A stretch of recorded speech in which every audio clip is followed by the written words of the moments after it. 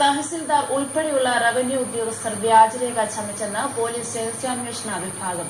സംഭവത്തിൽ കടയന്നൂർ taluk officer M V ഭാരതിനെതിരെ ഉന്നതതല അന്വേഷണം വേണമെന്ന് special branch assistant commissioner Kochi city police കമ്മീഷണർക്ക് റിപ്പോർട്ട് നൽകി. ജില്ലാ കളക്ടർ ഉൾപ്പെടെയുള്ള ഉന്നത ഉദ്യോഗസ്ഥരെയും സംശയത്തിന്റെ നിഴലിൽ നിർത്തുന്നതാണ് റിപ്പോർട്ട്. നഷ്ടപരിഹാരം ഒഴിവാക്കി സർക്കാരിന് ലക്ഷങ്ങൾ ലാഭിക്കാനായി റവന്യൂ ഉദ്യോഗസ്ഥർ തന്നെ വ്യാജരേഖ ചമച്ച സംഭവം ഇതാദ്യമാണ്.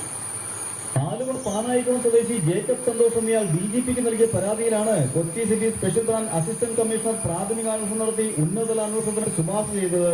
പരാതിക്കാരന്റെ അമ്മൂമ്മ പ്ലമീനയുടെ പേരിലുള്ള കണയന്നൂർ താലൂക്ക് മുളവുകാട് വില്ലേജിൽപ്പെട്ട 43 സെന്റ് സ്ഥലം ഗോശ്രീ പദ്ധതിക്കായി സർക്കാർ ഏറ്റെടുത്തിരുന്നു.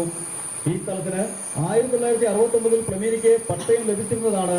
തുടർന്ന് ഇവരുടെ മക്കൾ ഇതിന്റെ പിന്തുടർച്ചാവകാശികളായി കരമടച്ചു പോരുകയും ചെയ്തു. എന്നാൽ ഗോശ്രീ പാലത്തിനായി സ്ഥലം ഏറ്റെടുത്തപ്പോൾ ഈ ഭൂമി പുറമ്പോക്ക് ഭൂമിയാണെന്ന് കാണിച്ച് നഷ്ടപരിഹാരം നൽകാൻ റവന്യൂ വകുപ്പ് വിസമ്മതിച്ചു. തുടർന്ന് ഇവർ ഹൈക്കോടതിയെ സമീപിക്കുകയായിരുന്നു.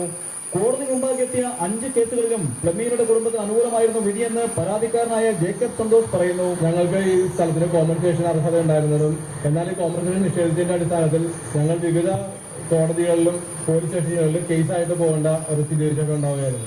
ഇപ്പൊ നിലവിലുള്ള അവസ്ഥ എന്താണെന്ന് വെച്ച് കഴിഞ്ഞിട്ടുണ്ടെങ്കിൽ ഒരു വ്യാജരേഖ തഹസിൽദാർ ചമക്കുകയും തഹസിൽദാരുടെ ഓഫീസിൽ ചമക്കുകയും അതിന്റെ അടിസ്ഥാനത്തിൽ അവർ ഞങ്ങളുടെ പട്ടയം ക്യാൻസൽ ചെയ്യുക ഒരു സിറ്റുവേഷൻ ഉണ്ടായിട്ടുണ്ട്. കോടതി വിധി മറികടക്കാനായി 1973 പ്ലമീനയ്ക്ക് പട്ടയം റദ്ദാക്കാതിരിക്കാൻ കാരണം കാണിച്ചുകൊണ്ട് നോട്ടീസ് നൽകിയതായി റവന്യൂ ഉദ്യോഗസ്ഥർ വ്യാജരേഖ ഉണ്ടാക്കിയെന്നാണ് കേസ്. 1973 നൽകിയെന്ന് പറയപ്പെടുന്ന ഈ നോട്ടീസ് വ്യാജരേഖയാണെന്നും ഇതറിഞ്ഞുകൊണ്ട് പട്ടയം റദ്ദ് ചെയ്ത കണയന്നൂർ താലൂക്ക് ഓഫീസറുടെ നടപടി കുറ്റകരമാണെന്നുമാണ് സ്പെഷ്യൽ ബ്രാഞ്ചിന്റെ പ്രാഥമികാന്വേഷണത്തിലെ കണ്ടെത്തൽ.